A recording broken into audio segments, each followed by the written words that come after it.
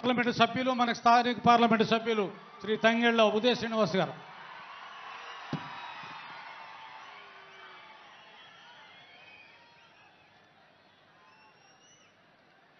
అందరికీ నమస్కారం.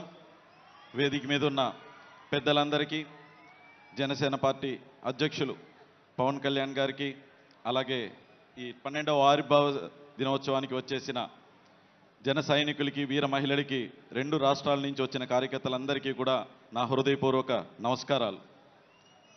నేను ఒక సాధారణ మధ్యతరగతి కుటుంబంలో పుట్టి రాజకీయాలని దూరం నుంచి చూసే మీలో ఒకడిని.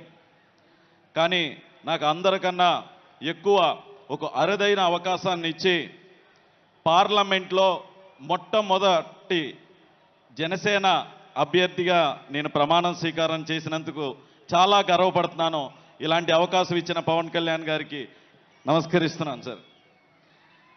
అలాగే పార్లమెంట్కి పంపటమే కాదు, అక్కడ ఏం మాట్లాడాలి, ఎలా మాట్లాడాలి అనేది కూడా ప్రతి సెషన్స్ ముందు నేర్పిస్తూ, మనకింత మెజారిటీ వచ్చినందుకు మనం ఎంత బాధ్యతతో పనిచేయాలని మాత్రం ప్రతిసారి చెప్తూనే ఉంటారు.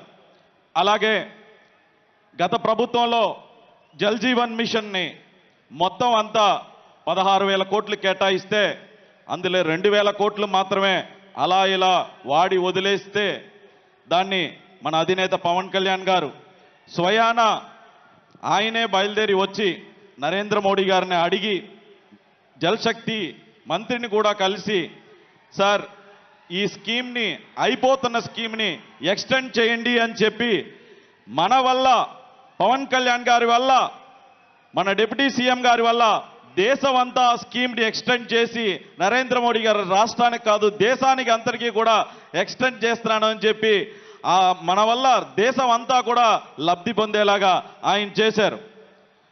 నేను కూడా మీకులాగే మన సార్ స్పీచ్ కోసమే వెయిట్ చేస్తున్నాను. సో దానికోసం ఎక్కువసేపు మాట్లాడకుండా ఇప్పటం స్టేజ్ మీద మన అధినేతను చూశాను. ఒక వేటకెళ్తున్న సింహంలా కనిపించారు. ఈరోజు స్టేజ్ మీదకి వస్తున్నప్పుడు చూశాను, గుంట నక్కల్ని వేటాడేసిన సింహంలాగా వచ్చి ఆ ముఖంలో ఒక చిన్న చిరునవ్వు, అదే గంభీరం అలాగే ఉంది. మీరు ఒక్కసారి క్లోజప్లో కనుక చూస్తే అది క్లియర్ కట్గా ఒక సింహం గుంట నక్కల్ని వేటాడేసి వచ్చిన, రాష్ట్రాన్ని ఇబ్బంది పెడుతున్న గుంట నక్కల్ని వేటాడేసి వచ్చిన ఒక సింహంలాగా ఉంటారు.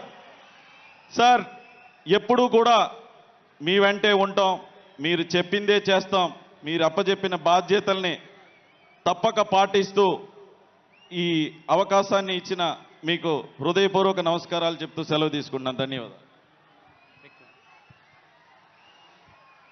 గౌరవ మంత్రివర్యులు, రాష్ట్ర పర్యాటక సినిమాటోగ్రఫీ శాఖ మాత్యులు శ్రీ కందుల దుర్గేష్ గారిని ప్రసంగించారు.